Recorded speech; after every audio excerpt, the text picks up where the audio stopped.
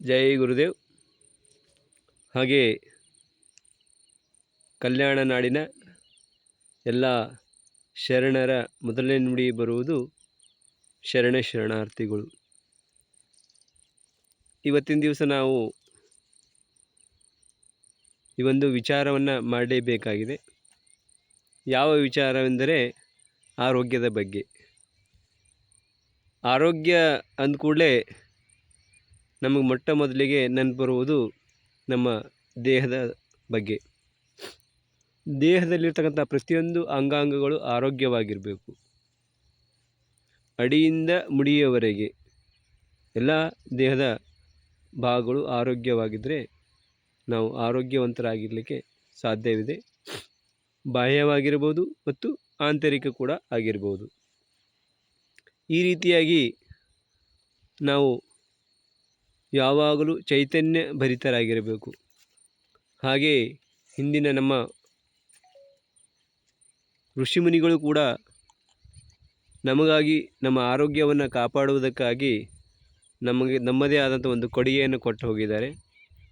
ಅದೇನಪ್ಪ ಅಂತಂದರೆ, ಪತಂಜಲಿಯವರು ಅಷ್ಟಾಂಗ ಯೋಗಗಳ ಬಗ್ಗೆ ಅವರು ಹೇಳಿದ್ದಾರೆ. ಯಮ, ನಿಯಮ, ಆಸನ, ಪ್ರಾಣಾಯಾಮ, ಪ್ರತ್ಯಾಹಾರ, ಧಾರಣ, ಧ್ಯಾನ, ಸಮಾಧಿ ಎಂಬ ಅಷ್ಟಾಂಗ ಯೋಗಗಳನ್ನು ಕೊಟ್ಟಿದ್ದಾರೆ.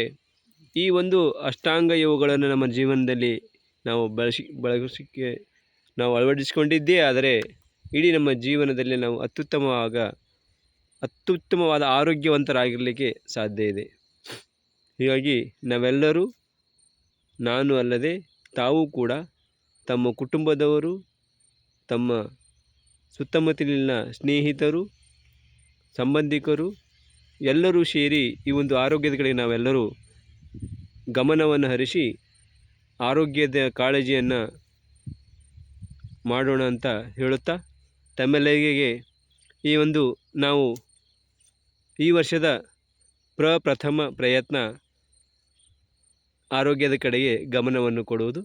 ಹೀಗಾಗಿ ಎಲ್ಲ ಆತ್ಮೀಯ ನನ್ನ ಗುರುಮಾತೆಯರೇ, ಸ್ನೇಹಿತರೇ, ಬಂಧುಗಳೇ, ಹಾಗೆ ಆರೋಗ್ಯದ ಶುಭ ಕೋರುವ ಆತ್ಮೀಯರೇ, ಇವತ್ತಿನ ದಿವಸ ನಾವೆಲ್ಲರೂ ಕೂಡಿಕೊಂಡು ಬೆಳಿಗ್ಗೆ 5 ಗಂಟೆಯಿಂದ 6 ಗಂಟೆಯವರೆಗೆ ಸುಲೆಪೇಟದ ಶ್ರೀ ಭವಾನಿ ವಿಠ್ಠಲ ರುಕ್ಮಿಣಿ ಮಂದಿರದಲ್ಲಿ ಯೋಗದ ಮತ್ತು ಆರೋಗ್ಯದ ಬಗ್ಗೆ ಕಾಳಜಿಯನ್ನು ವಹಿಸುವಂಥ ಒಂದು ಕಾರ್ಯಕ್ರಮವನ್ನು ಮಾಡುವ.